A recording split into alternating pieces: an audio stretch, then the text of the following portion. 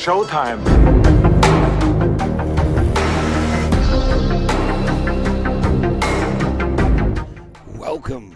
Welcome. How are we doing? Right, I've been rushing around like the old days. Sorry to keep everybody... Oh, playing on my phone. Sorry to keep everybody waiting. I was ready for like 17:57. 17:57. I've got to shout a bit because tell me if my mic's loud enough. It's a really good episode tonight. I've got a buzz for it tonight. I heard a song earlier. The song played in the background. And you know when a song just like grabs you sometimes? And it's all to do with when a song grabs you and it gives you the energy, and I just thought, you know what? Why are all these ambulances flying around? Why is nobody talking about lunatics? What happens at full moon? Because the police employ more people, hospitals are busier, etc., etc. It's just nuts, and I want to go into it today. We've got a deep dive on what is the moon and why does it affect us the way it does? Why does it affect the tides, etc.? It's very interesting. Very interesting. Right, you gotta give me a couple of minutes. I've got a little bit of Elon Musk, SpaceX, gay sex, SpaceX. Why does it sound like gay sex? X, everything. It's not X, it's Twitter. Fuck off. Stop changing language. So, hope everyone's okay. Big up to Right Emil, welcome. Nonconformista, OGB. And yeah, Squirrel Sniper, Jolly Man also big up. Vivarian Snake was there before, but I can't see you now. Anyway, so let's get into it. Yeah, I've just got so many clips to play. So we're going to get into got good energy for this. So going back to the old days, we're going to be looking at some of Whim's work. We're going to be looking at some of Vibe of the Cosmos' work as well. So yeah, let's do it.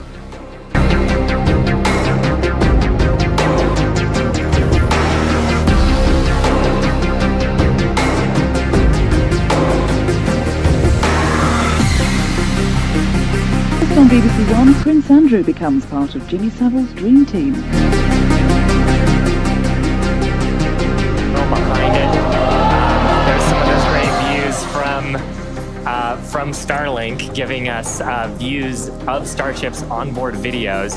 And so we're hoping that the Starlink on board will let us, just like we're seeing these videos now, see through that plasma field by maintaining a continuous communication lock with the satellites on orbit through the wake that Starship leaves behind. Now, this is only the second time that we're testing Starlink during re-entry, so even though we do have these great visuals now, don't be surprised if we manage to get some signal hiccups through. We're still learning about what that wake will actually look like in practice and whether we're able to get that live, continuous, high-speed data. Mr. Anderson, welcome back. We missed... That's right. And one of the really primary reasons we want to use Starlink is to just gather as much data as possible. It's been said the data is the payload on one of these flights, where we're putting this flight hardware in a real flight environment, trying to learn about it as much as possible. Re-entry is going to be a really critical phase of flight. Don't wear that outfit again. What? I didn't hear you. I said, do not wear that outfit again. Wear hypersonic re-entry. So if something were to go wrong during this re-entry, we want as many paths as possible to collect that information, that data, just to, again, just continue up to Sheep Farm House. Start the Starship program to make each flight more reliable, more successful. Acquisition single person.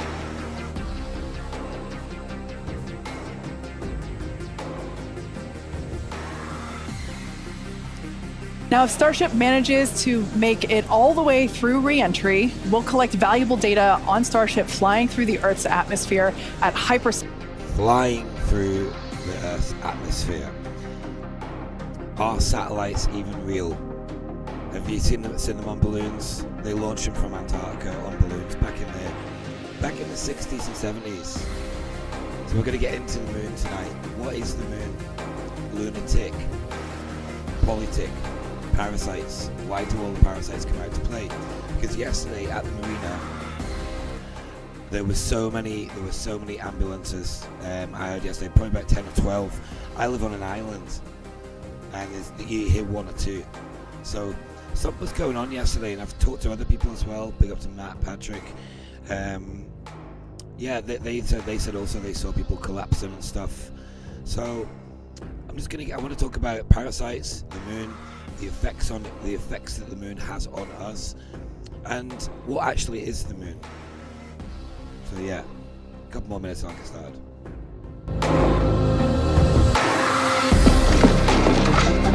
It's showtime.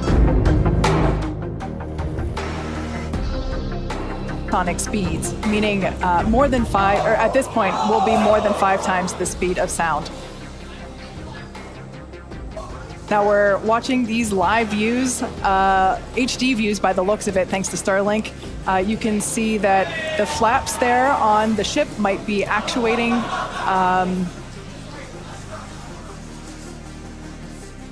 Certainly some incredible visions of planet Earth behind Starship. Now, we've already validated Starship's ability to fly and land at subsonic speeds. You might recall those suborbital flights from a few years ago, and we can see those flaps there. So getting data on aspects. It's like, right, it's like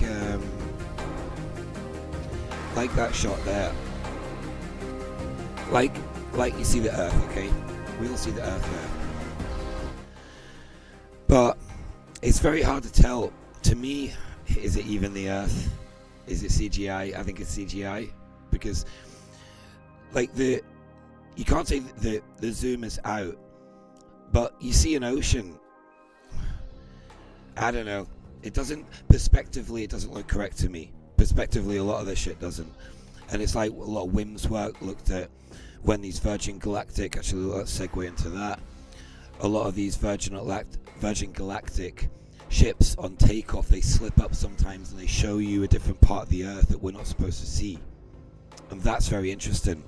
Whim on one of his episodes thought he could see Mount Meru. I swear my volume isn't my volume level on my mic isn't up that high, so just let me know if I'm loud enough on the mic, please, guys.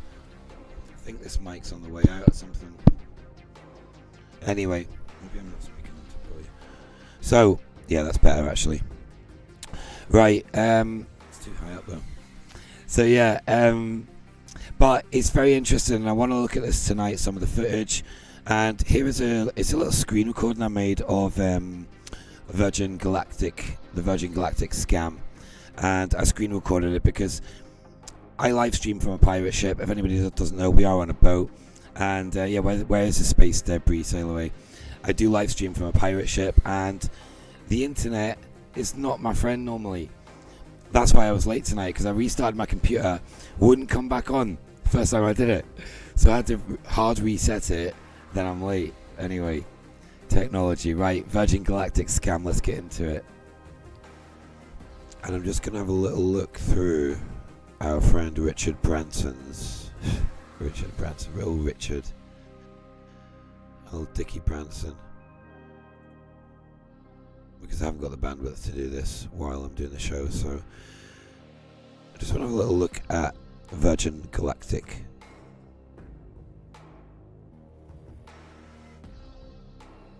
So weird, right? I've got, don't know what's going on here. This clip, this Virgin Galactic clip, will not come up on the very slow to load up. I'm actually downloading some Whim's work. So 1 sec, guys. What we got here? This is a lot of shite.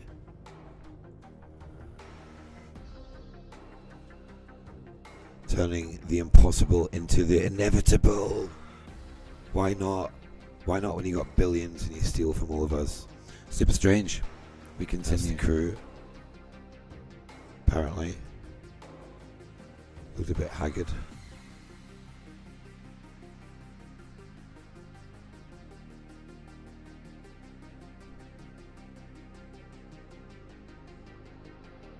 Here it feels kind of like a dream at this point. I am actually trying to be totally open. That was the internet. That's not now. Don't worry about it. And see what comes, visually, mentally, physically. I can only say to everyone, if you have the possibility to do this, do it. It will be so special. We actually have a great crew. We've come together incredibly nicely, and I'm looking forward to all of it.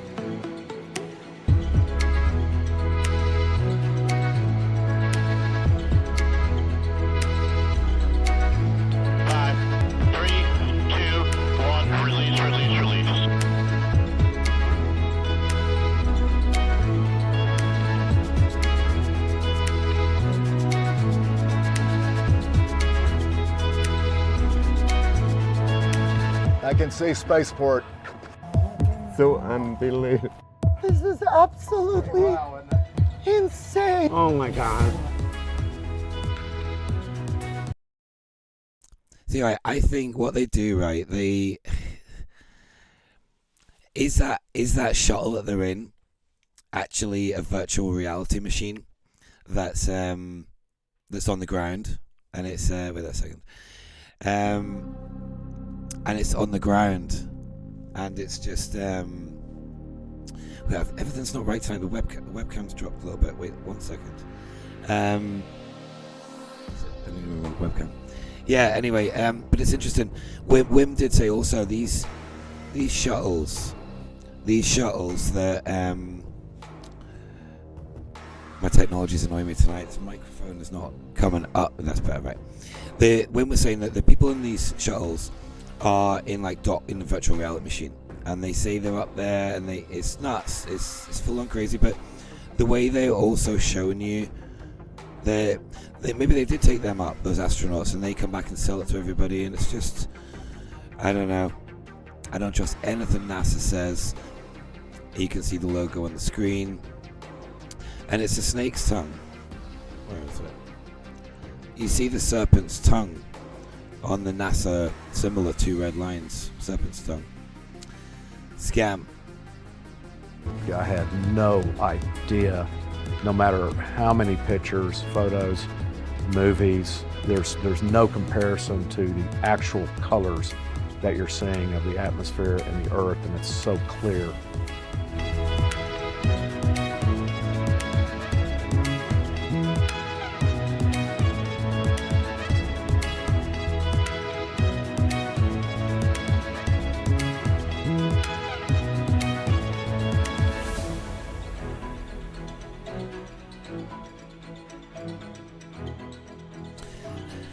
And that's Virgin. Don't bullshit. Bullshit. Bullshit. Bullshit. Bullshit. Bullshit! You said it's all bullshit! And that's Virgin Galactic for you. Anyway, London McLovin, welcome. Sail away, Vivarium Snake. Good to see you also. AB, welcome also. Squirrel Sniper, Lord Doomsworth, Audrey B, all the regulars. So we're going to look at, let's delete that because I've got so many clips to show you guys. My lighting's better now as well. Let me just fix my webcam. There we go. Should be better. Yeah, there we go. So back to the show. So we've got Virgin Galactic. Let's look at some of the moon now, okay? Because what else we got? I've got a lot of SpaceX videos. This is quite, let's go on this. This is about mapping the moon. This is a video about how they have mapped the moon. So run BT. In the early 1960s, we had great images of the moon through telescopes, but there was still a problem. Because looking at the moon through a telescope from Earth is like looking at a face nose on. If you want to know what the inside of the ear looks like, you have a pretty hard time. For that, you'd have to walk around to the side and look from, well, overhead in the case of the moon. So University of Arizona scientists came up with a clever way to get around that. They projected the best images that they had taken from telescopes in southern Arizona onto this white globe, and then took a camera. It's the same as what they do now. Look, my point is, right, the way they've done it, projections. It's the same as what they've been doing with this computer modeling over the last 4 years. We're 4 years in now, guys. How quick has it gone as well? It's been weird, hasn't it? But yeah, welcome Area Trans also. Welcome Aber as well. So yeah, it's very funny, but it's all about projections, modeling, bullshit. That's all they do. Literally, all they do. Where's my bullshit clip? Can't find it. Anyway, this is a brilliant clip, actually. Big up to George. Well, he's dead, but George Carlin. Bang on the money. Don't look at me. Probably someone in my office. Don't look at me. Probably someone in my office. So true, isn't it? And this is what they do. This is what they do. So, moon. So many clips to play. Yeah, back to that clip. Sorry, I didn't finish that clip off. Camera and moved around the globe, taking pictures of what it would look like from overhead. In this way, they were able to take out the distortion that you would see in many of the features. For example, Mare Crisium appears to be elongated north-south when you are looking from a telescope on Earth, but when you actually look at it from overhead, you see that the elongation is east-west. University of Arizona scientists were able to see views of the moon that would have been otherwise hidden. So that's how a little portion of what they do, but this next video is really interesting. It's from Vibes of Cosmos. It's really good, and he kind of morphs the moon map, flips it over, and you see the continents, the physical map of our realm, or portion of it, because I think we live in a petri dish. I think Earth is a farm. We're being farmed for loosh, for gold, and yeah, for other things that are, yeah.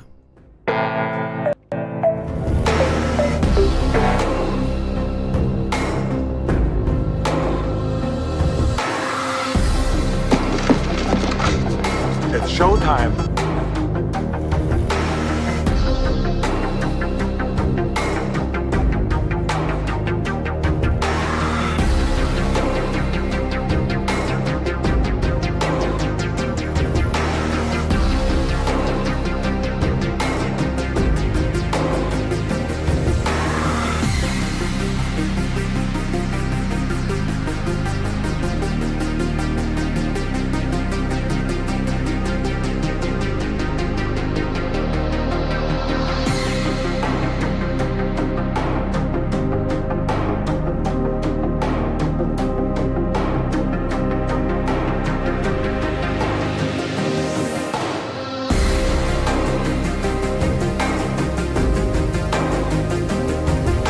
First on BBC One, Prince Andrew becomes part of Jimmy Savile's dream team.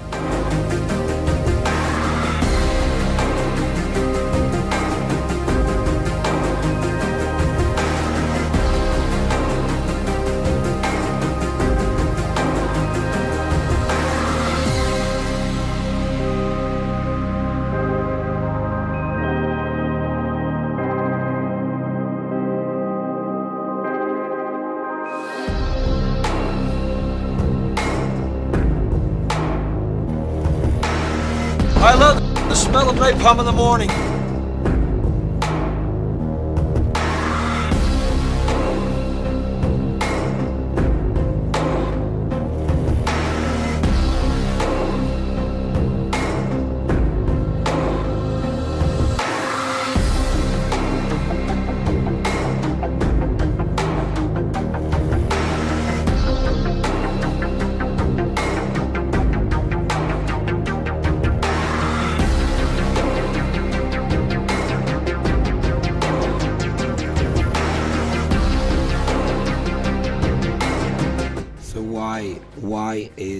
Why does it seem to be that the moon's reflection is...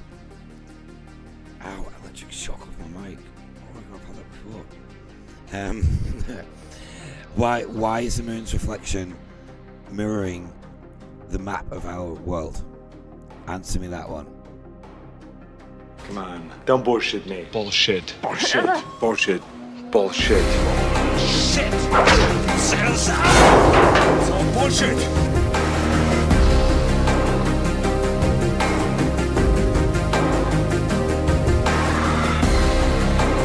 Oh, I just spotted something. Is this the summer gate of Antarctica? Look at the gap in the ice here on the left of the screen. Is that the gate?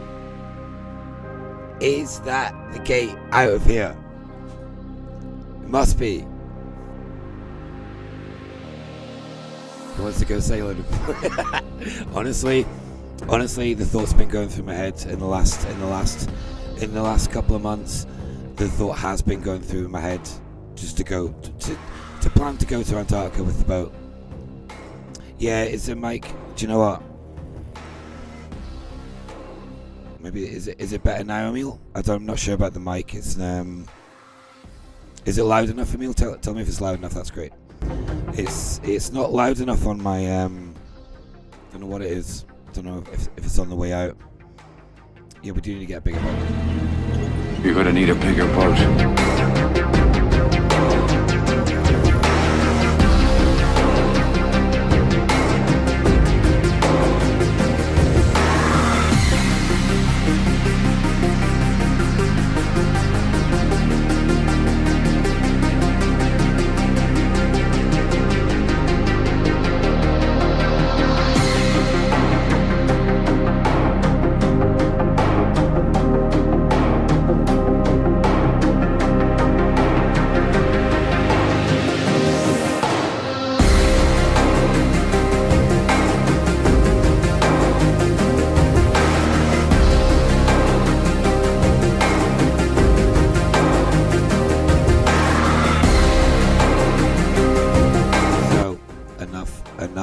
I'm not sure about the mic. It's weird. The sound's good for some people, not for other people. I'm not sure. So I apologise, but I will get a new mic soon, I think, because this mic is on the way out.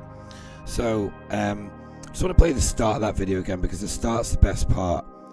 This bit where you'll see what he does here with the how he rotates it. So yeah, it's interesting, alright, isn't it? It's interesting. Where is that clip? Too many clips. There we go. So yeah, but see the way, and then that's the moment there. Look, let me come back. Doing too many things. This bit. See, the continents fit the marks on the darker parts of the moon. Crazy, isn't it? And it's like Whim says about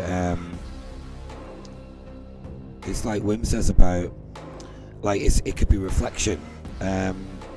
I subscribe to that, I really do. And it's like you got the thermosphere, the ionosphere, the magnetosphere, the thermosphere. There's 7 of them, I think. There's seven like stratosphere. Yeah, 33. There's always 33 watching, dudes. Always 33 watching. Yeah, that sail away. That's a good comment. That is a very good comment. What are the coordinates for that? I've heard that there's a summer gate that opens. Maybe it melts away. I mean, even you've got a theory of going underneath. We're talking about Paul from What the Flock, and he was saying about how they can go under. Maybe we're all in caverns. Maybe this is a huge cavern. I've got a video of a star, actually. Yeah, perfect segue. I'm on form tonight, guys. I'm on form tonight. I'm going to finish up at 8 o'clock. Then we've got David Clues on Unity News Network. A nice Monday evenings viewing. Just started a new job. Only working like 6 hours a day. And I've been doing a lot of work to the boat, actually, also.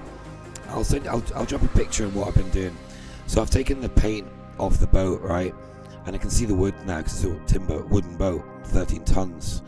And I'll show you a picture. I've sanded it down, and you can see the varnish on the wood. Wait till you see how good it looks. It's giving me energy for the boat again. So yeah, we've got a lot of work to do. Yeah, right, video. Oh, this star, right here, talking about stars. Sorry, I forgot about this. Well, I was talking before about what if we're in a cavern? What if the firmament is some sort of dome underwater in a cavern like got pulled from what the Flock was talking about, all these chambers. And what if these stars are actually like it's like a water molecule? Check it out.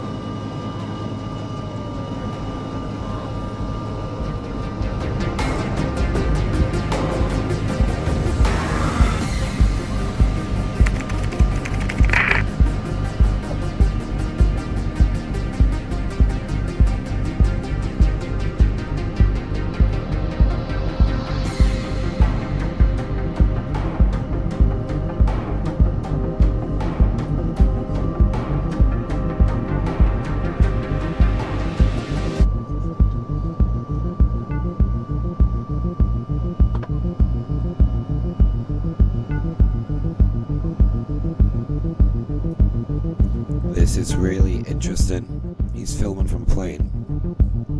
Zooming in.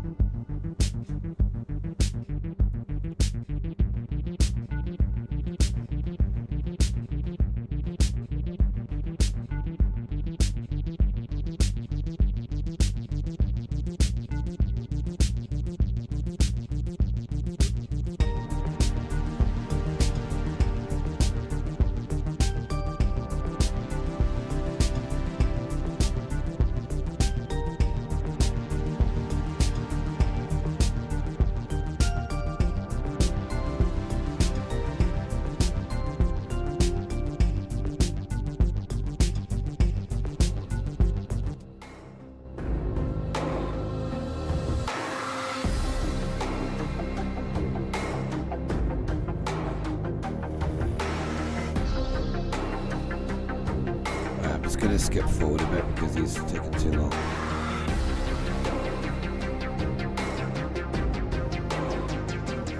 Goes a bit funny, you know when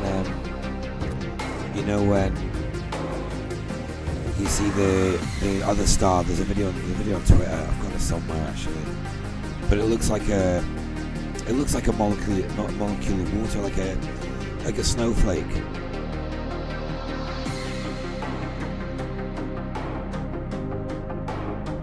Yeah, it's getting to the bit now.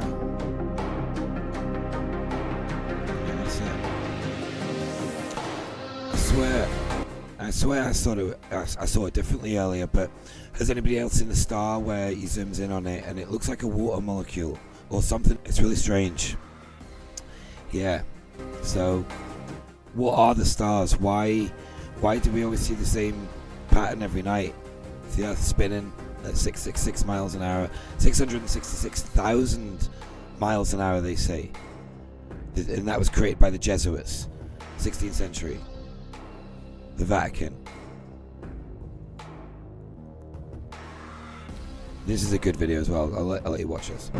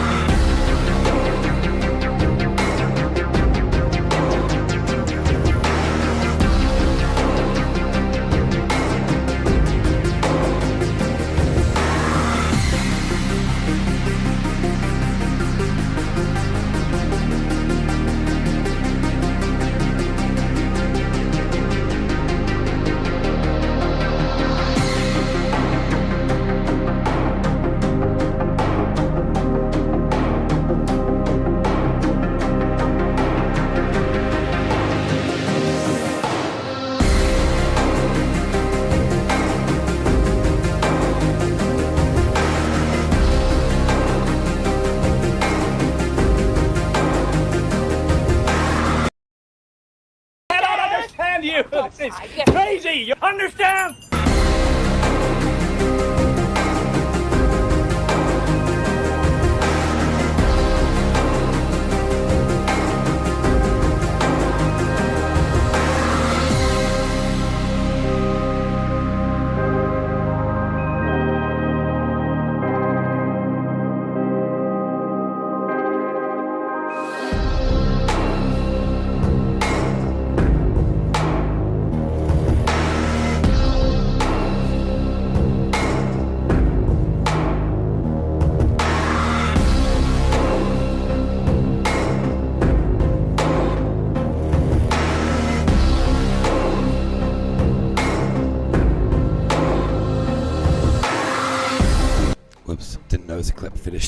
something.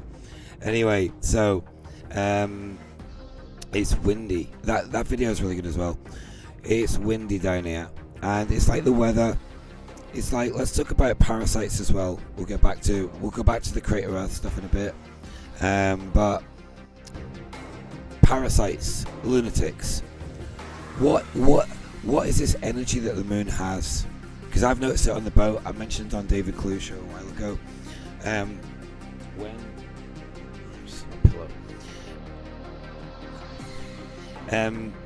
When I was on his show, we were talking about this negative energy, this black light. Let's call it black light. I think that's a good term for it. And it's like when I'm on the boat during the day, the solar panels, the charge of the batteries will go up to like 13.2, and as soon as the moon comes out, they start dropping.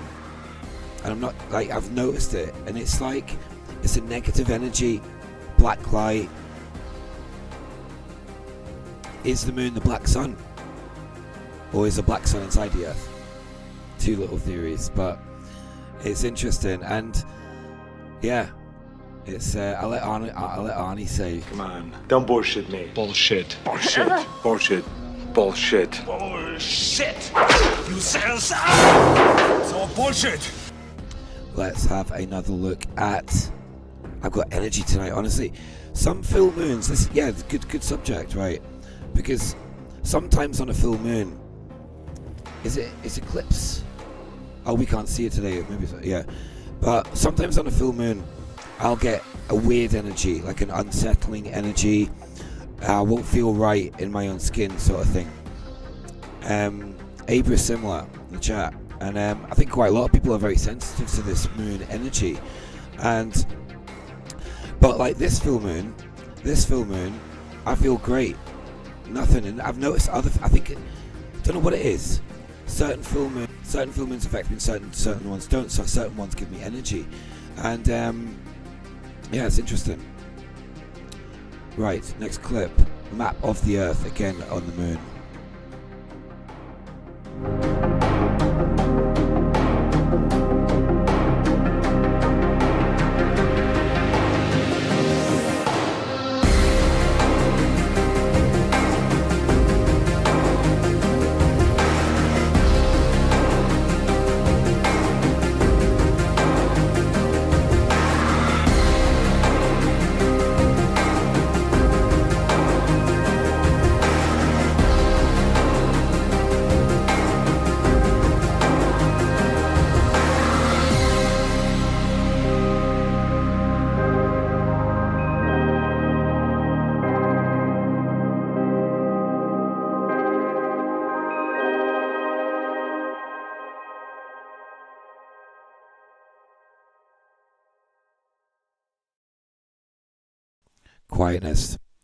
Quietness. I've got to find a clip now.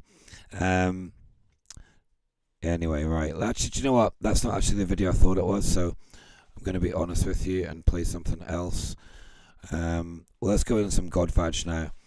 And which one did I have already? Even like SpaceX. We can talk about SpaceX and these moon missions. Yeah, actually, let's do that actually instead. Mission to Mars. Actually, let's talk about SpaceX for a bit, because we essentially fund SpaceX through government subsidies. Well, not here, but mainly in America. But like my theory about where does all of our tax money go? We need some music. Got too many clips to look through. Where is it? There we go.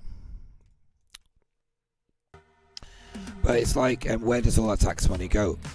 Because it doesn't get spent in this realm. I think they take it, and what's been happening in the last 4 years has been the biggest transfer of wealth ever seen in this world, I think. And they must do this every reset as well. They must do this transfer of wealth, this taking, before it resets. It's nuts, man. But I've actually lost my thread what I was talking about. Moon something. I'm doing too many things on the computer. Oh, yes, SpaceX and subsidies and funds. So I've got a few videos of some of the Starships. This is a second flight test from SpaceX, and it's interesting. Some of the tech they have is good. Some of the technology is quite good. Been declassified from the Germans, 1940s. We know that.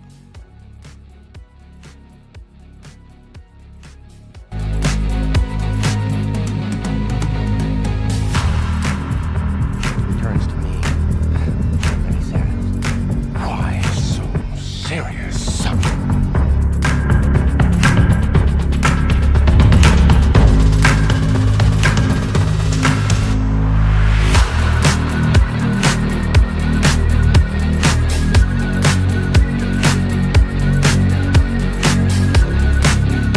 Guys and gals, what have we here?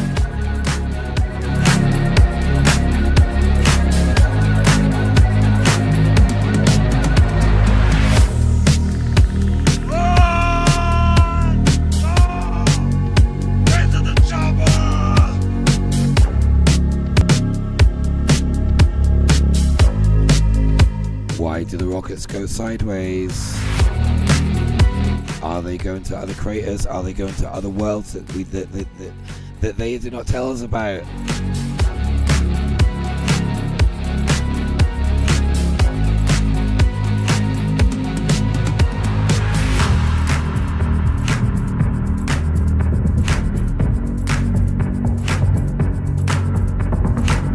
Honestly, that's what I think they do. I think they're refueling. So Whim, I got it from Whim. Whim says they go into other worlds and they're resupplying their ships with supplies from here, and they've got these ones that can take off now. So the SpaceX ones will go and come back, and it's nuts. There's a whole massive theory about it, but wherever we live, they have not told us how big it is, and we only live in a tiny part of it. NASA are planning to build a telescope on the moon, really. Last year, the James Webb Space Telescope began sending back incredible, unprecedented images of the universe. With its back to our sun, shielding itself from the saturating light of our star, it turned its massive golden mirrors to the universe, focusing the light it gathered onto cryogenically cooled sensors, peering back to the cold, distant, red-shifted light emitted 13.5 billion years ago in the early stages of our universe. An incredible human achievement. But what if we created a massive radio space telescope? We could peer even further back in time, detecting signals emitted from hydrogen atoms in our primordial universe, light that even the James Webb Space Telescope can't detect. However, radio telescopes are massive. Building a collecting area this large is a challenge, even on Earth. One of our largest radio telescopes, the Arecibo telescope, collapsed in 2020 after 57 years of service as a result of two supporting cables snapping. This telescope used a natural sinkhole to shape and support the spherical dish. Radar waves from this distant past are blocked by our atmosphere. But what if we could build something like this in space, using naturally formed craters in the same way the Arecibo used its sinkhole? That is precisely the plan proposed by NASA scientists. A radio telescope on the far side of the moon, using one of the many craters pockmarking its surface. It would be the largest space telescope ever constructed, and using clever engineering, it could be vastly cheaper than the James Webb Telescope. This is its story.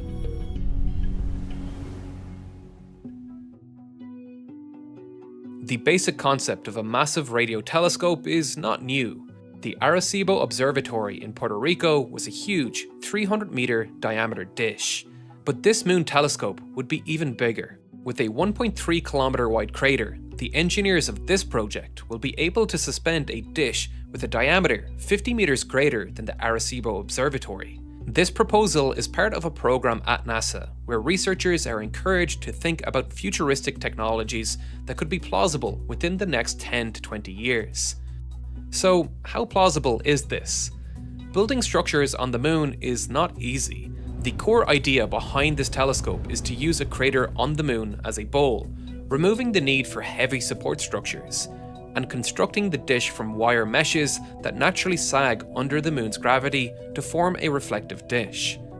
The use of the mesh wire drastically reduces the weight of the system while still allowing radio waves to bounce off it, As long as the gaps in the mesh are shorter than the incoming signal's wavelength, the wave will bounce off.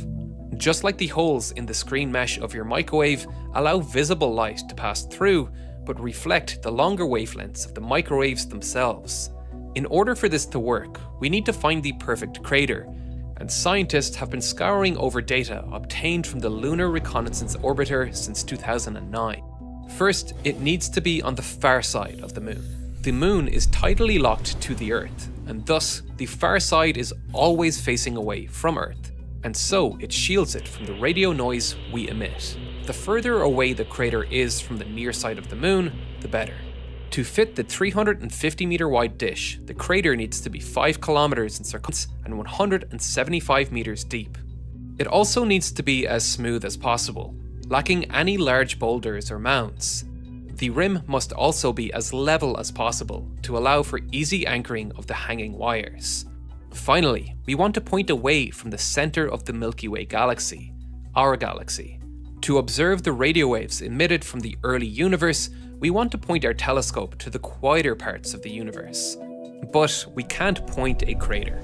We have to rely on the moon's natural motion to sweep a section of the sky. This trace sweep changes depending on the north-south location of the crater. By choosing a crater further north, between 10 and 20 degrees, the telescope can avoid the noise of the Milky Way galaxy. These criteria narrow down the options from 82,000 craters on the far side of the moon to just 300. From those 300, 50 were chosen for more careful consideration. This crater here, almost 10 degrees north, was the chosen one.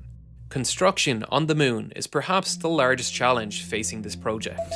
The telescope is going to focus on capturing information from the electromagnetic spectrum between 4.7 MHz and 47 MHz. This corresponds to a wavelength between 6.4 and 64 meters. This leads us to one of the first engineering design constraints. The dish needs to reflect and focus these waves. On Earth, mass is not a huge constraint for a stationary structure. However, we will need to ship these materials from Earth at a huge expense per kilogram, so we want to minimize weight where possible. We can form a support structure with lightweight carbon fiber cables. This material also helps with maintaining the structure's shape, as the temperatures on the moon swings wildly from minus 170 degrees Celsius to 120 degrees Celsius over its. Just a disclaimer, I don't believe in this crap. I'm just watching the video because there is some interesting information in the video, like when he's going through the craters. And what if, right, so if each crater is a world and we live in one of those worlds, what's the next door world? Is it Alien versus Predator? What's the other world? Is it Dinosaur World? What's the other world? All these different lands, all these different worlds that we're not told about. Even like talking to non-conformists about this Lucifer, these domes, and sometimes it's like there's been an infection in our realm. It's a bit wild, this theory, but it comes from somewhere. Or was it Atlantis, the other crater? Did they come and invade our realm? Who was Dagon, this fish god that the Vatican worship? Dagon was Baal's father, I think. Yeah, Dagon was Baal's father, something like that. But really interesting. I love speculating. I've got a great imagination for it. But whatever we're being told is not the truth, and that's why I like to talk about it. Throw things out there. I think they're stealing all our money and our loosh and children, and they take them out of this world. How about that? Night and daytime cycles. A temperature swing that would cause aluminium to expand and contract, warping the shape. These carbon fiber wires will then be anchored on the crater sides, with the natural sag in the wire forming the support structure. However, hanging wires will naturally create a catenary shape, which is not suitable as a concave mirror. We need to create a shape capable of focusing the reflected electromagnetic waves to a... What I was just talking about, right? So if we are in one of these worlds on this massive planet, and it would kind of rectify. It would what's the word? Corrugate with flat Earth theory, because this realm, wherever we live, does seem to be flat. Are we a flat piece of rock floating through space? No, we're not. Don't be stupid. But it combines a flat Earth theory, because this realm does seem to be flat. And what if we live in a world, and there's many other worlds on this planet that we're not told about? That's what I think. Point inside the crater where we can hang a receiver. To get a better focused beam, the shape must be closer to a half circle. But how can we achieve that with a wire with just 2 anchor points? This is where things get interesting. Wires have no compressive strength and must hang in pure tension. Hang a wire from a single point and it will hang straight down. Hang it from 2 points and it will sag downwards until once again the entire string is in tension. But if we put more weight, it will sag with a deeper parabolic arch to allow it to remain in tension. We can take advantage of this by hanging weight strategically along its length to alter its shape. This can be done by tailoring the wire's shape along its length, or by coating the wire in materials of different densities along its length. But anchoring the tethers to the rim is easier said than done, especially if we're going to be constructing it without the help of astronauts. Thankfully, the moon's weaker gravity makes things easier. The moon's gravity is about 16% of Earth's. Supporting a 200 kilogram telescope on the moon is equivalent to holding just about 320 kilograms on Earth. The question is, how do we deploy them? One plan involves using dual axle robots currently being developed by JPL to manually tow the wires into place. Another plan is to form the anchoring wire shape above the crater before landing, either by the lander firing anchors before landing or through multiple landers landing at their anchor sites.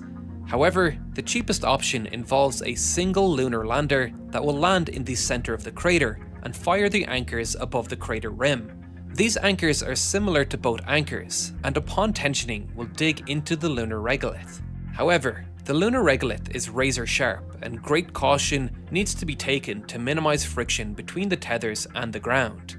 Depending on projectiles also requires extensive testing and validation to ensure their reliability and prevent any potential failures. A difficult thing to simulate, which is highly dependent on the terrain of the site. On the other hand, relying only on projectiles greatly decreases cost and complexity, with an estimated total cost of $2.4 billion. It's estimated that deploying the wires with rovers would cost $4.5 billion. For comparison, the James Webb Telescope costs $10 billion. Once deployed, these anchors are the skeleton upon which the rest of the structure is built. The antenna receiver is raised to the focal point of the structure first. If deployed by individual robotic anchor points, the tensioning of these wires could be done from the anchor points, but this again would pull the wires along extremely abrasive lunar regolith. Ideally, a robot pulley system can climb the existing anchoring wires and deploy these structures without causing any more friction on the crater rim. Next is the reflector mesh. This mesh will be made from an ultralight reflective material like gold-plated molybdenum. To deploy the reflector, guide wires are pulled to the top of the anchoring wires, which in turn will unfurl. You think they're really gonna go do this on the fucking moon? You really think they're gonna do this on the fucking moon? Oh my god, this is just the wire mesh, carefully folded aboard, inspired by origami. This concept has been modeled in multiple space missions, from solar arrays to inflatable heat shields. With good reason. Origami, with its intricate folds, allows engineers to pack large structures into extremely tight spaces. The perfect solution for packing a 350 meter wide radar dish into a space-confined lunar lander. Once deployed, Audrey B, trust the science. It's real. This shit is real. Trust the science. 33 watching. the radio telescope can begin sending data back to Earth. But this telescope won't be giving us pretty images like the James Webb Telescope. It will instead give us data on how hydrogen is distributed in the universe. But how is that useful? It will give us a new understanding of how the universe formed. Right now, the main hypothesis is that hydrogen distribution should be uniform over space and time. But that assumption of uniformity was also made about cosmic background radiation, which turned out to be false. Assumptions like this need to be tested, and not just given as a fact. and this telescope will be able to detect these hydrogens. But how? In the early universe, before stars began to form, there was no light, but there were hydrogen atoms, a lot of hydrogen atoms. Cold interstellar hydrogens. This is the bit that I just don't believe all this shit now. When they start talking about the start of the universe, etc., etc. No. Come on, don't bullshit me. Bullshit. Bullshit. Bullshit. Bullshit. Bullshit! You said so! It's all bullshit! The energy is So just while on that subject of let me stop that clip because that's a great segue. Who said it? OGB, I'm glad you said that because we've got a funny video to watch about Brian Cox. Where is it? I want to play it now because you mentioned it. It's brilliant. Like when I need to find a video, you can't find it. Where is it? So many clips to look at. Let me just add it in with that. Yeah, talking about Brian Cox. Oh, wait a sec. 1 sec, guys. I've got a clip that I wanted to play. Where is it? Where is it, man?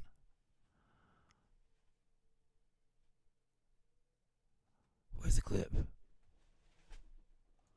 Oh my god, that's really annoying me now. Wait there, guys, sorry. You're going to bear with me because I'm determined to play this clip because I wanted to play it. It seems to have disappeared. What?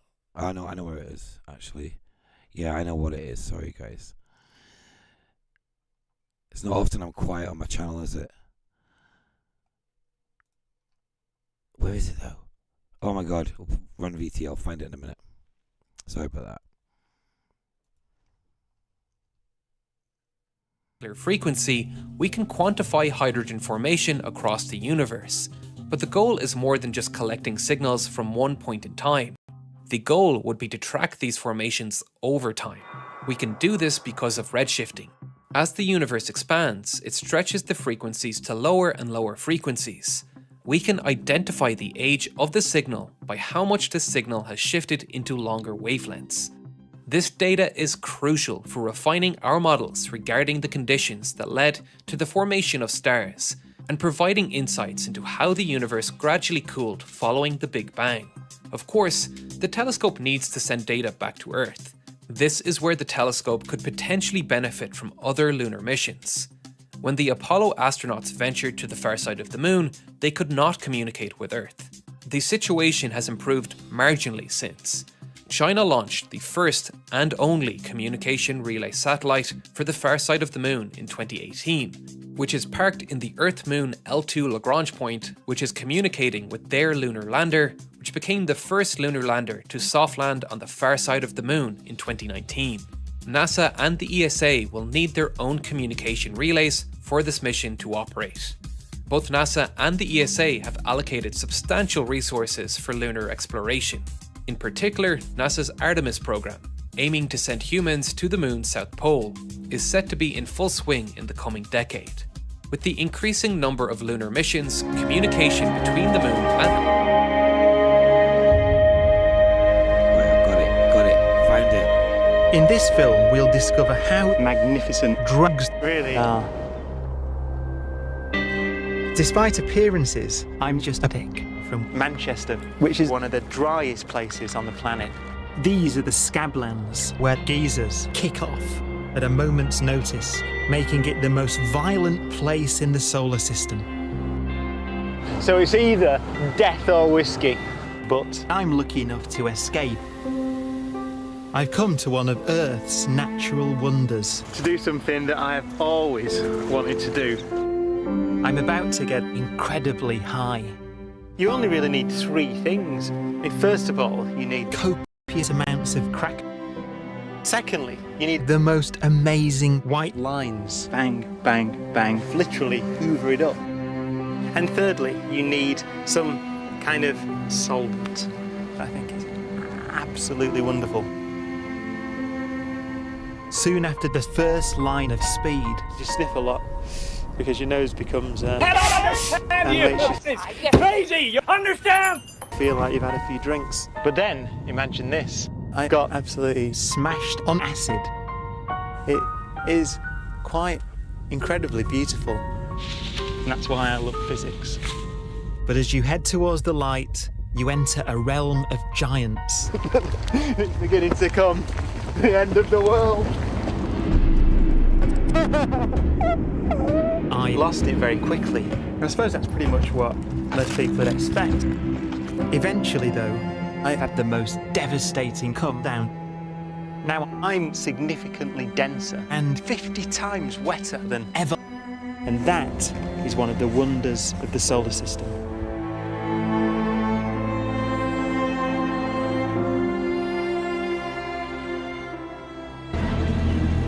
You're gonna need a bigger boat. We certainly are going to need a fucking big boat at this point. Right, so we're going to leave that NASA clip now because they're just talking bullshit now. But the whole crater thing is interesting, man. I think there's something in it. This big world that we live on. Big world that we live on. Where is... Oh, there we go. Yeah. Oh, do give it a like, guys. Please do hit the like button. It is important. Please do hit the like button. So yeah. So now we're gonna get some Godvag, some Whim. Whim is fantastic. Anybody got Whim's new channel? I've got him on Rumble, but he's not got a new YouTube channel, has he? I'm not sure if he has or not. Don't think so. So let's watch another Starship video. SpaceX.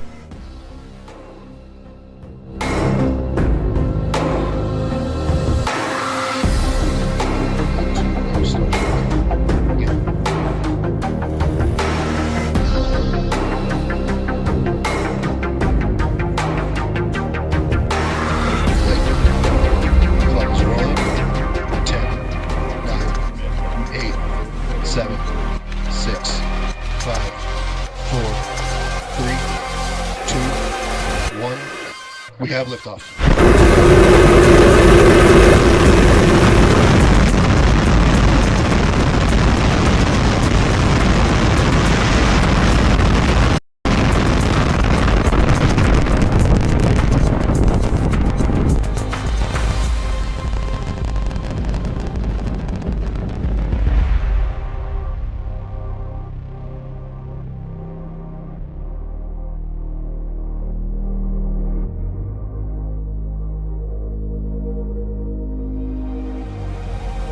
Stretch it, cut off.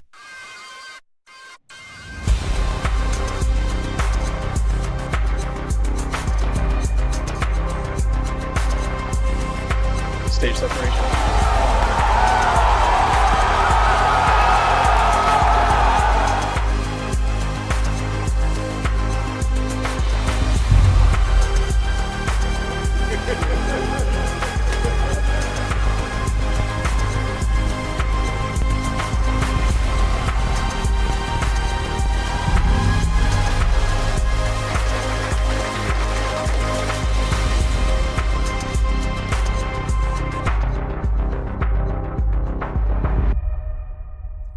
Fucking SpaceX, honestly. Right. One last video before we get into some Whim's work. 1965, this scientist, listen to what he started to say. Very interesting. Something happened, he wrote a book as well, and the book was removed as well. Well, now, one thing, you have a theory about the moon, and we expect to be able to get observable facts about the moon fairly soon. What is your theory? Well, it is by now rather more than a theory. 10 or 11 years ago, I stated to various scientists that the moon is not a piece of rock, but it is a plasma phenomena, cosmic plasma, and that this fact will eventually be confirmed. I made certain predictions which were already confirmed in 1958, and the situation now is coming close to a complete confirmation.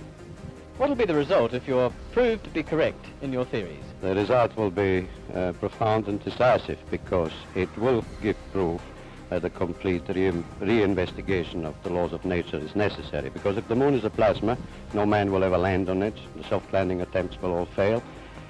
That means that the mass of the moon is less, far less, than as currently assumed. It's in a different state of energy, and it has far less mass. That means there is no more explanation for the tides. If the moon, for example, had only a thousandth part of its current mass, then the tides would only be 2 inches high under conventional theories instead of sometimes 14 feet. And that means that if it is proved that the moon is a plasma, then all gravitational theories are out, and a new concept of the cosmos and of its laws has to be evolved. Aren't you being a bit adventurous, though, because you know that we're going to be able to test out your theories on the moon fairly soon? Well, not anymore. 11 years ago, of course, it was rather taking a risk. I was considered a lunatic, of course, but by now the evidence, accumulated evidence, is already so much in my favor. Aren't you being a bit adventurous, though, because you know that we're going to be able to test out your theories on the moon fairly soon? Well, not anymore. 11 years ago, of course, it was rather taking a risk. I was considered a lunatic, of course, but by now the evidence, accumulated evidence, is already so much in my favor, and I'm not taking any risks anymore. On the contrary, there is scientific views expressed all over the world now that the moon seems to be of a quite different nature of what was assumed. But the Americans and Russians are thinking of landing men on it. Well, that will never happen. Not on the moon. On Mars, on Venus, on other planets, yes, but the moon is definitely, as I assert, a plasma. Interesting. Interesting.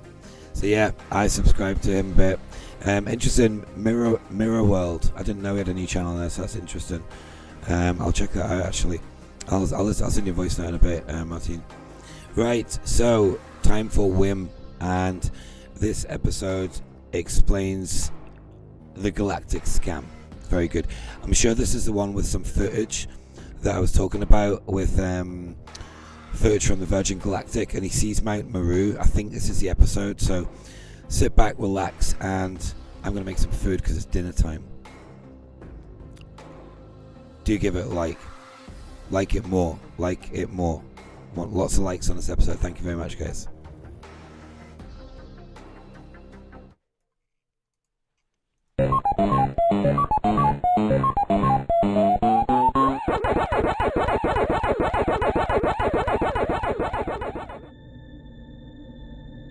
Welcome back, everybody. Today I will offer you some more evidence of the bigger Earth. As you know, I think that the moon map is the map of the bigger Earth. Recently, I came to the conclusion that the images of the shuttle are actually images of the bigger Earth. I used to think, like all flat earthers, that all NASA images were CGI, so I refused to look at them. So let's take a look at the new evidence, which are the images you are looking at right now. Nothing special, you will think. Think star constellations. Look at the strange light pattern. Now you see the camera is turning because they want to show you something.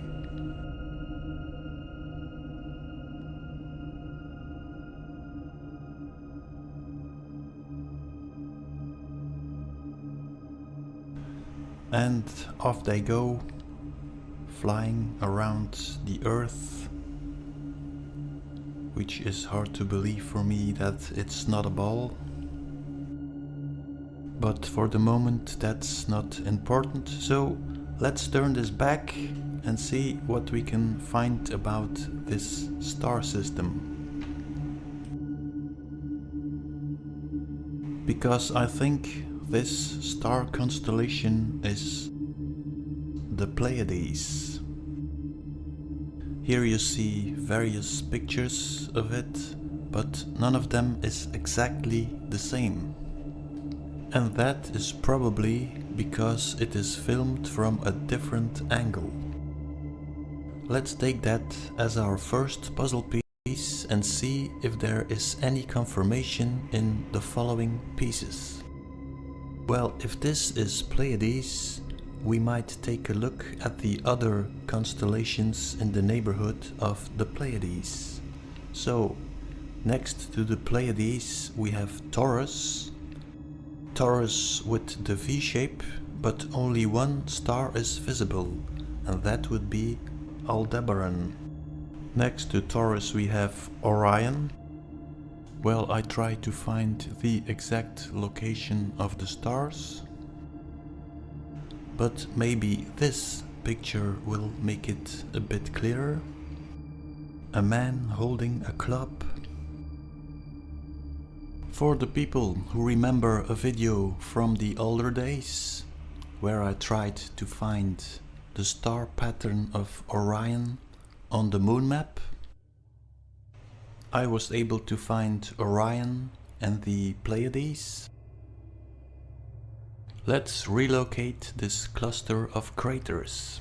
Go to the moon map, and there of course we have our crater Sulpicius Gallus M, which is the star Sirius. Let's move to the right to the 3 star. Just gonna pause the video for a second. Sulpicius Gallus M, this crater that we do live in, I think it's very interesting. And the next door crater is Linne, Linne,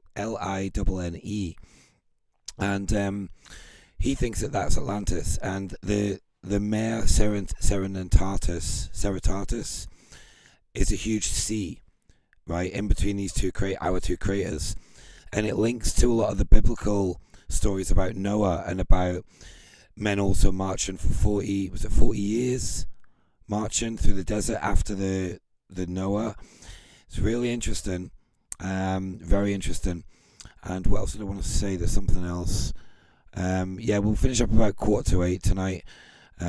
David Clues is on at 8 o'clock, so I always watch that because he's always best place to get your news from, with all the gobshite clown world stuff happening. So yeah, we continue. Stars of Orion. Move it more north to the cluster of craters, reflected in the firmament as Pleiades. Let's start from this location and see if we can find some more evidence. Let's zoom in. Let's start with this remarkable place here. Now take a look at the shuttle map, and we can find a very strange spot here. Let's zoom in and compare.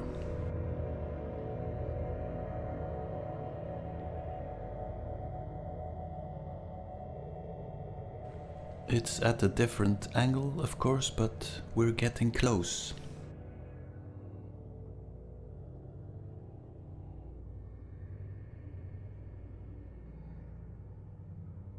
Let's take a look again at the shuttle images and take a look at this strange crater. Back to the moon map and go to the right from that strange spot.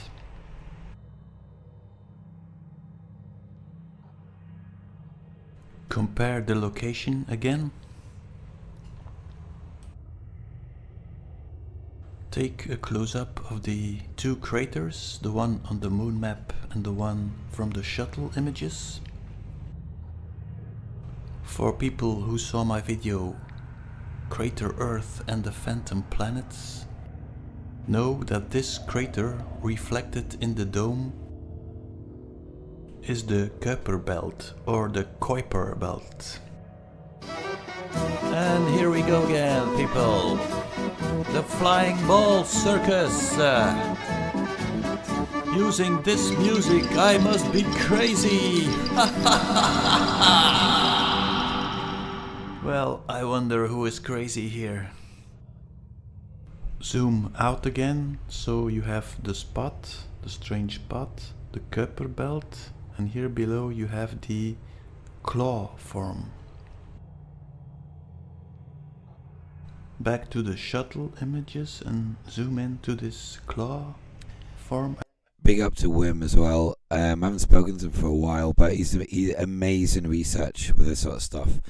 If you haven't watched Whim's work, probably a few people haven't. It's a fantastic series to go through.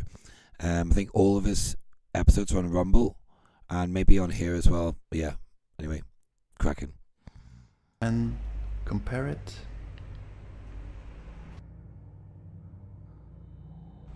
Now move to the right. Looking for similarities.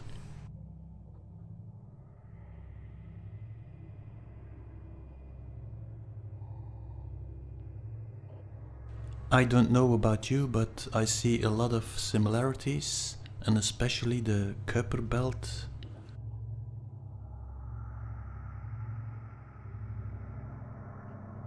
When you take a look again at these images, you realize that the reflection of this piece of land is our solar system. When you hear the word global warming, you start seeing things in different perspective. In the previous video I showed you images of Mars. You have the crater, the Snake River and the feather on the foreground. So I found a new one.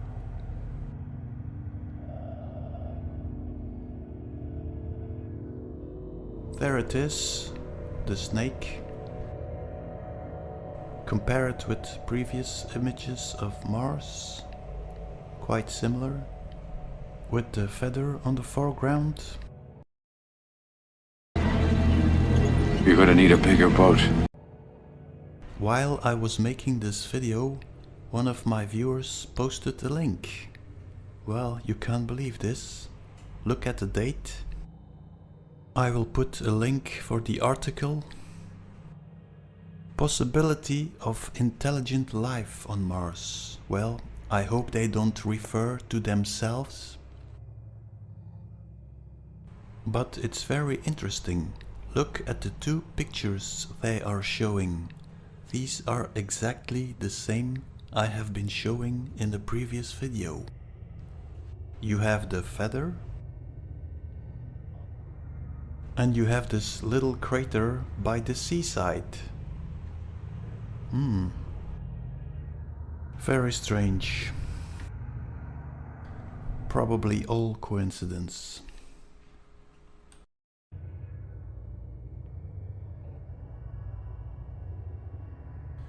Let me come back to the previous video I deleted. Well, the reason was very simple. I made a mistake. Let me explain it to you. I thought the images you are seeing now were images of our crater. I clearly saw the silhouette of our crater, but the main element was that I also saw the airstrip of the Epcot map.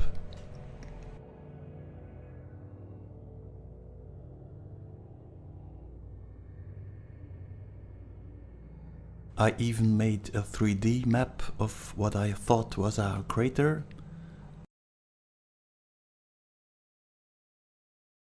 For people that are new to this, what Walt Disney's all around the world match up on the same map as the crater as Earth, and it's really weird. You probably won't understand if you've not watched it, but just carry on watching. And you see Mount Miro, the V-shaped entrance, so I thought, yeah, this is it. But when I published this video, one of my viewers reported, hey, I know this place. It is the Valley of Seals, the village of Trona. So I checked it out on Google Maps and damn! So I had no other option than to remove the video. But as I was making a video to apologize, I still had this sneaking suspicion that something was wrong. They even showed us 2 times this Seals Trona, one in summertime, one in wintertime. So they want us to see this. But why? So I started to rewatch the videos of our good friend Richard Branson. I watched them over and over and over again until I finally cracked it. Let me first explain what Richard Branson is doing exactly. He is creating space tourism. What is space tourism? Well, you shoot people out of our crater and you show them the bigger Earth. You show them the planets, the stars, spaceship Earth. Okay, let's analyze this video. So you see the mothership releasing the aircraft. Now the aircraft is flying above the Californian mountains. The mothership returns to base. The aircraft is ascending vertically. Look at the sky. The sky is going from blue to black. That means that the aircraft is going into space. Here you have the Californian mountains again. Once in space, the aircraft goes horizontally.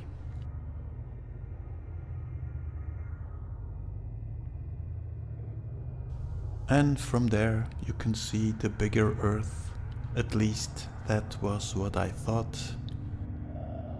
So they threw out the bait and I ate it. Where did I go wrong? Now I know that these are the mountains of California, but these are the mountains of bigger Earth. But what are we? This is what's amazing. I'm sure he sees Mount Meru soon as well, sticking out through the clouds. It's amazing. And it's nuts. Like, think about it. We are in a tiny portion of this planet, or whatever we live on. Chamber, cavern, whatever. Turtle's back. And it's nuts. Think about what's outside of our realm, though. What other worlds there are. Like Avatar is another world. Avatar, one's Alien vs Predator, one's Dinosaur realm, one's Giant realm, one's Titan. It's just nuts, man. It's like all that biogeology and all those huge animals on the Sahara, the dragon and the fish behemoth. Think about how big our realm is. Our realm is too small for them. So where did they live? They lived on the whole planet, maybe. I don't know. It's nuts. It's crazy. Looking at. So I watched it over and over again. It's like some kind of mind control is in my brain, preventing me from seeing the obvious. And then I realized, think Epcot. Now I see it, it's almost ridiculous. I couldn't see it.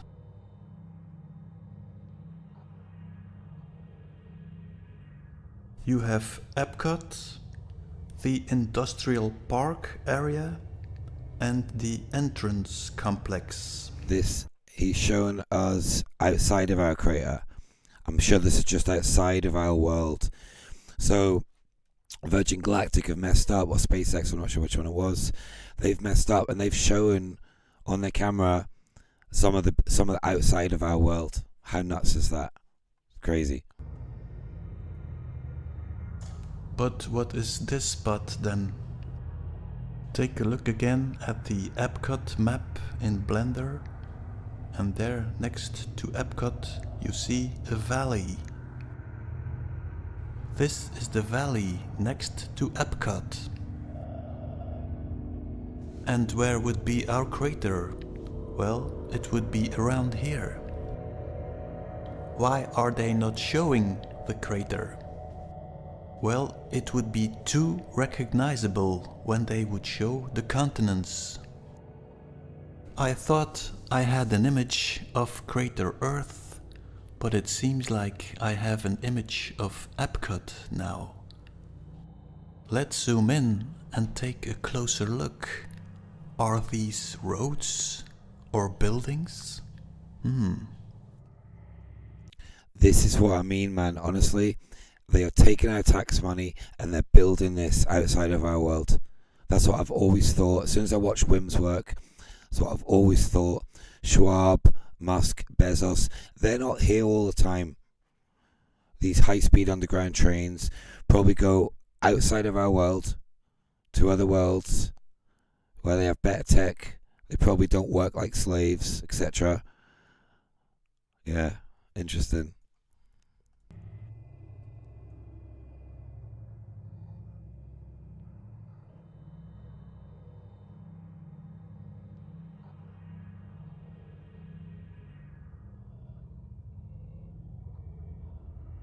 Why is there no sound? Take a look at the Searles Valley map. Obvious question is, why am I seeing the airport of the future silhouette of the Disney World map? What is happening here? When you put the two maps next to each other, it's almost identical. It's almost like the rocks have the same shape. Airport of the future, entrance complex, industrial park area, and Epcot, all there. At this stage, I'm starting to see the silhouette of Great Britain. Take a look at the Searles Valley. On the right, the Virgin Galactic pictures, and on the left, the Google Maps version. Completely unrealistic, it's almost a cartoon. To understand the size of it, look at the little houses in the front. After looking at it for a few minutes, I understood it's a pattern I have seen before. In Disneyland, Mecca. In Mecca you even see Antarctica, the white part.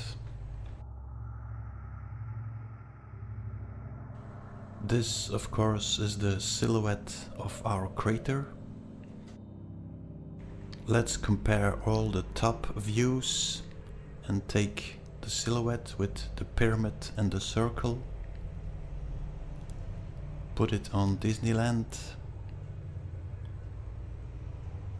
Our crater, which is shown in a slightly different angle, and then of course Searles Trona, clearly the same pattern.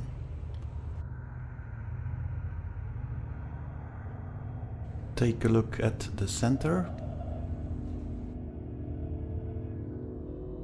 In the center of Disneyland you have the Templar's Cross. In Mecca you have the black stone, and here, I don't know, at first I thought it's a menorah, or maybe an Isis, or a reversed scarab, but it will have something to do with our brain again. At that point I was thinking, well, if the crater is the head, then maybe the rest of the Epcot map is the body. So I put a human body in it. Well, I very soon understood that it is not a male body, but a female body. Please welcome Trona, Searles Trona. The crater is the brain. Epcot is the heart. Epcot probably stands for Apep-Cot. Apep house, the house of the Apep energy. The industrial park area stands for intestines. And now it comes the parasite humor. The entrance complex stands for the vagina and the womb. And finally, of course, the airport of the future are the feet. Now, some of my viewers will say it is a fossilized giant. Well, never say never. Maybe you can put this on the Great Britain map? Another viewer mailed me and he said, you have to look at the Disney Epcot Center in Orlando. I think they are rebuilding our crater there too. But I saw something else. I saw they were recreating our brain. And it was going very far, because take a look at this. a racetrack. Same in Cyril's Trona. And what about this strange form? Same in the Cyril's Valley. Why put millions of dollars in things like that unless it has some use? So I started looking for some brain parts with a similar shape, and that brought me to the shape of the ear, the hearing center and the balance center of the inner ear. This form is the recreation of the human head. But from this point it even got weirder, because let's zoom in on the brain, and there you see that our brain is in contact with another brain.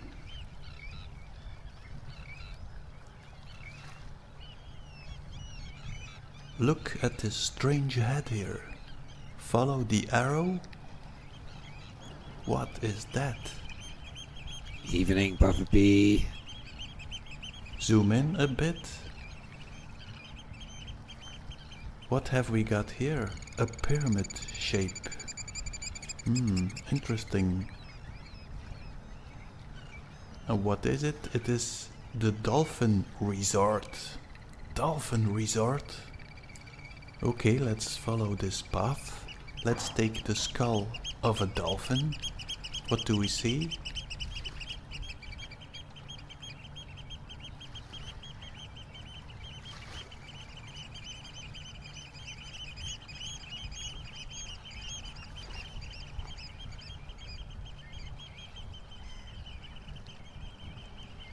They are showing us the brain of a dolphin parasiting on a human brain. Is it that what they want to say here? First thing that is shooting through my mind is this one. Or are we talking fish god here? The Dagon. I remember watching in the 70s as a child a series called Man from Atlantis. Start testing right away. I want to know his speed, agility, strength, and stamina. Holy mackerel. Mark Harris. He's the only link between our world and those other strange civilizations. Civilizations that defy our imaginations. I was talking about this earlier. I said earlier in the show, I was talking about earlier about these, like Dagon the fish god. He came out of the water and he gave humanity a lot of information, a lot of upgrades to show them how to make tools and stuff. But where did he come from? Which world, which crater did he come from? Some people have brought Crater Earth in connection with Q. Let me explain what I think about it. People realize they are locked up in a prison. An energy is building up and people want to escape. But the slave masters know what to do. They build a second ring. And when people break the first ring, they are free. At least for a while. Until they bump onto the second ring. It's the old story of the red pill and the blue pill, of course. This is exactly what I've been talking about as well. Where we are right now, there's layers. Everybody's on a journey. Everybody has a different level of consciousness. And not everybody's on the same level at all. And this is what is very hard to unite, because we always bicker. Somebody can somebody drop a link into Whim's channel in the chat for Jolly Man, please? But it's like, this is why we always bicker, because everybody's got a different perception of my mic's not loud enough. I need to sort of shout a bit. But thanks, Lord Dubsoth. But yeah, I mean, it's very interesting where we are. and what we're living through. What a crazy time to be alive. I keep saying it, and it is this time we're living through right now. All this deception, this apocalypse, this stealing money to go build their world. What if, imagine all the highest power structure was taken down, and we actually had their knowledge about what's underground, what's outside our realm. What if we had all that knowledge? Imagine. Brilliant, wouldn't it? Be superb. Right, a few minutes left of this. We've got one more clip about the Germans seeing the bigger land back in the back in the 60s, I think it was, something like that, with the V2 rocket. No, it would have been the 40s, sorry. The V2 rocket. They were the first ones to go up and see the bigger land. Let me explain how they built the second ring. First, you create the enemy, the Cabal.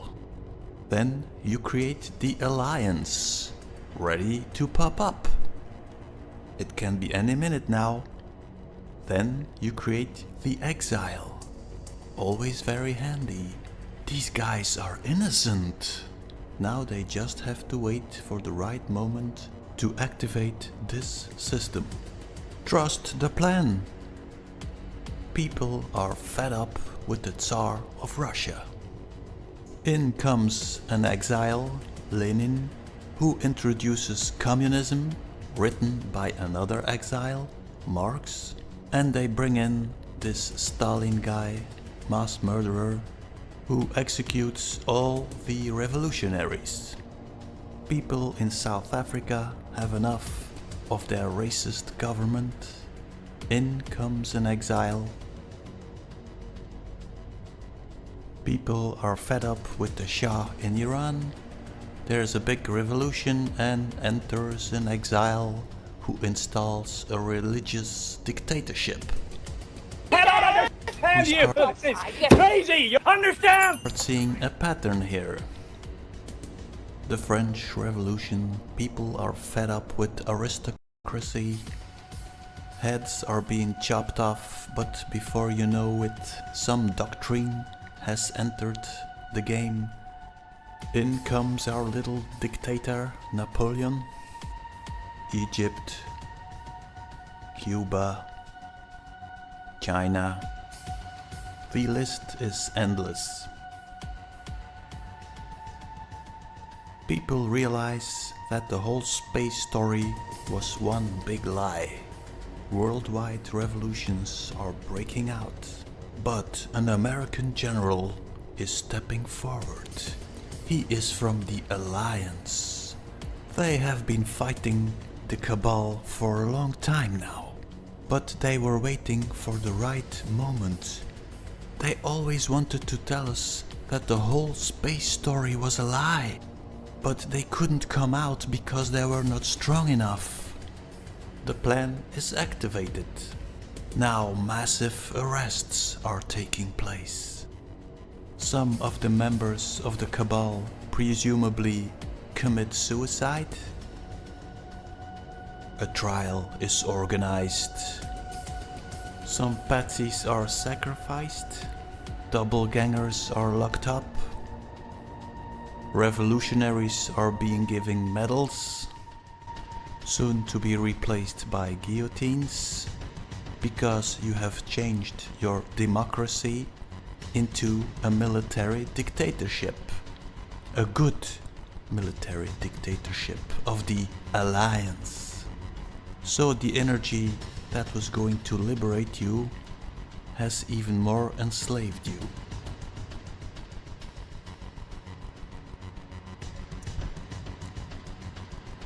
So, extremely on point. He's bang on the money, honestly. I haven't got the right clip for that V2 rocket, but I have got the German scientist talking about, the German scientist makes a huge mistake on Mars. Check it out.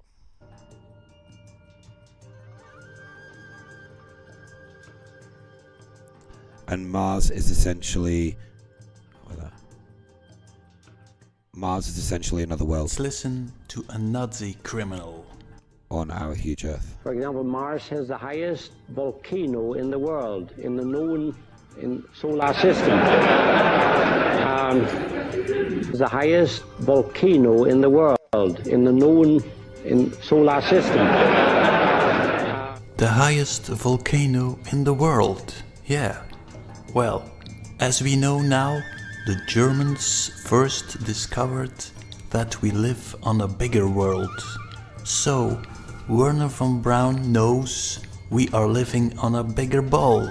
So when he is talking about the world, he is talking about the bigger ball. This is what I subscribe to, right? So Operation Paperclip 1942. The Germans went to America. Operation High Jump 1946. That's when, right, this is where it gets interesting. Well, when did Adolf leave Germany? I'm not sure. Was it 40? 44? He went down the Mid-Atlantic Ridge under the Atlantic, and he went down in the submarine, stopped at Antarctica, went to Bariloche, Argentina. Then time goes by, and a couple of years go past, and then Operation High Jump 1946, they go to Antarctica. They get their asses kicked by what they found there, what was found there. They went with like 2 or 3 aircraft carriers, 2 or 3 supply ships, a load of frigates, a load of destroyers, a load of planes. Even a lot of their planes were destroyed. Why were their planes damaged and destroyed? I know a lot about Antarctica, don't even get me started. But they went there. When Adolf stopped there on the way to Argentina, they found what was underneath the ice in these caverns, this advanced technology. They know about it, and it even goes to now. They all these lies were told about NASA and all this bullshit CGI information. It's a total scam, total galactic scam. So yeah, and it's just extremely inverted. And that's how the Germans started the CIA, the FBI, goes on and on and on and on. But this guy is talking about the huge volcano on Mars. And everybody laughs, ha ha ha ha. But those big scientists are laughing with their own stupidity. For example, Mars has the highest volcano in the world, in the known in solar system. Totally, you can which hear it. mapped the planet Mars thoroughly. The planet Mars thoroughly. I think he wanted to say the Mars crater or the Mars area, but then he thought, hey, I'm making a mistake, and he corrects himself. Which mapped the planet Mars thoroughly. For example, Mars has the highest volcano in the world, in the known in solar system. Crazy, you understand? That volcano is 16 miles high and has about a total volume twice as much as the largest volcano on Earth, which is the big island of Hawaii, which when measured from the bottom of the ocean is, I believe, only 11 miles high. So this is twice as big, twice as voluminous. And also there's every indication that it was active in... This is how we get meteorites. Whim explains now. So interesting. So much. Even Matt, if you're watching, you should watch. I don't think you've watched all of it, but you should watch. Anybody that's not watched this series does need to watch it, because it gives you a total different perspective on many things. Where the money goes, everything ties together. A relatively recent geological period, just judging from the very few meteoric impacts on the crater rim.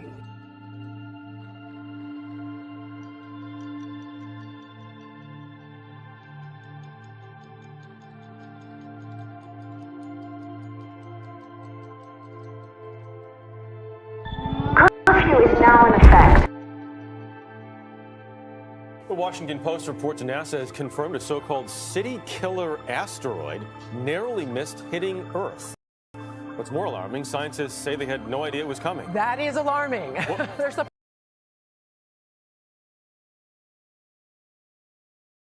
I didn't know it finished then.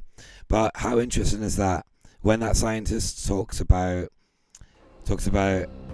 Mars, the biggest volcano in this world, then Mars is another crater, is another world. What was Atlantis? Was Atlantis another crater? Extremely interesting. Do give it a like and a share, guys, please, because we are going to sign out now. We've got one clip to play you, and this is a video that I made a while ago, and I call it Tomorrowland. What am I doing here? Yeah, my brain's had enough. You can see me looking around. That's me running the show. Anyway, guys, thank you so much for watching, and we're going to sign out with a video. Do give it a like and a share. Just like it loads, because it helps me out a lot. Thank you for watching. Ciao for now. All unauthorized citizens must stay indoors. Every second that ticks by, the future is running out.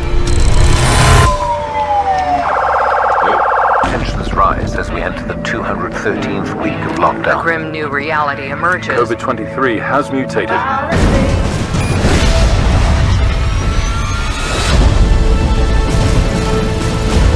There's one way in. They know we're coming, so follow me. What you saw was a place where the best and the brightest people in the world came together to actually change it. Mr. Anderson, 600 miles underground to stumble upon an incredible truth. You want answers? I think I'm entitled. You want answers? I want the truth! You can't handle the truth! The greatest minds in history abandoned us, and they don't want us to know about tomorrow. 126 years ago, it began, but now we must uncover their secrets and stop Plus Ultra.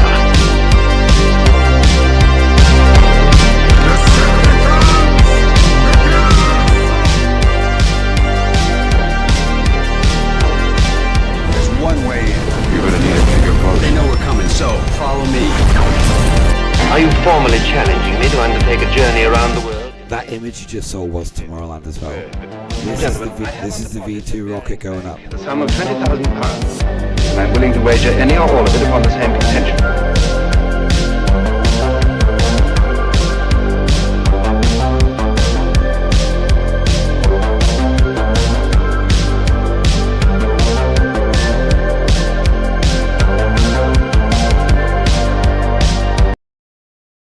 Thank you all. I think I'm going to do more on Crater Earth because it's very interesting. I like it.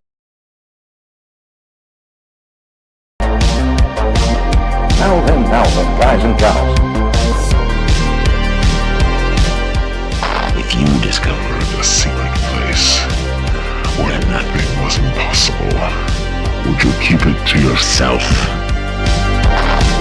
Every second that ticks by, the future is running out.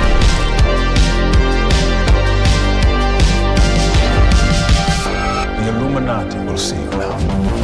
6. That month. Yes, sir. I've got to mute this bit.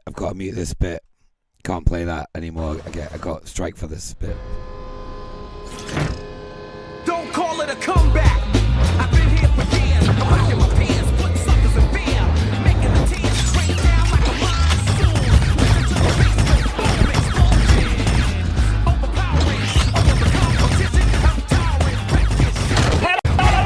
You! It's crazy, you understand? The Justice God, it's longer than I thought. This bit's got to finish. There we go. Visionary practices designed to maintain. No, still can't play it. It's that Gates clip. It gets me an absolute ban. Honestly, it's nuts. Can't play that bit. I've just got to wait till this bit finishes. It's been taking a long time. Come on, don't bullshit me. Bullshit. Bullshit. Bullshit. Bullshit. Bullshit! You said so! It's all bullshit! People in the world came together to actually change it. We've been looking for someone like you for a very long time. Why? Did something happen over there? Something bad? They know we're coming, so follow me. We open the summit in half an hour, sir. Estimate 20 minutes. Everything must be destroyed before they reach the lagoon. Ready to dive. Aye, sir. Diving station. Ahead full. Diving station. You want answers? I think I'm entitled. You want answers? I want the truth. You can't handle the truth.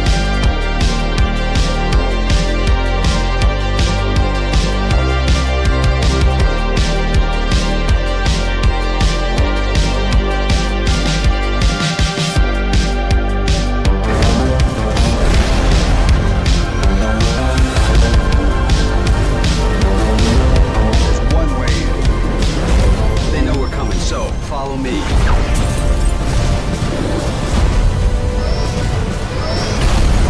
All the people, why me? He thinks you can fix the future.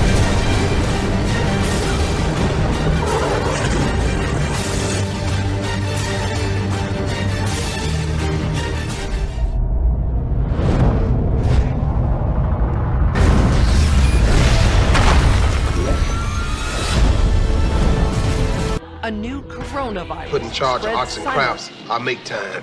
Jason's real tough, Hannibal. He grew up in my neighborhood. He was the baddest cat around. Ciao for now, guys. See you all later.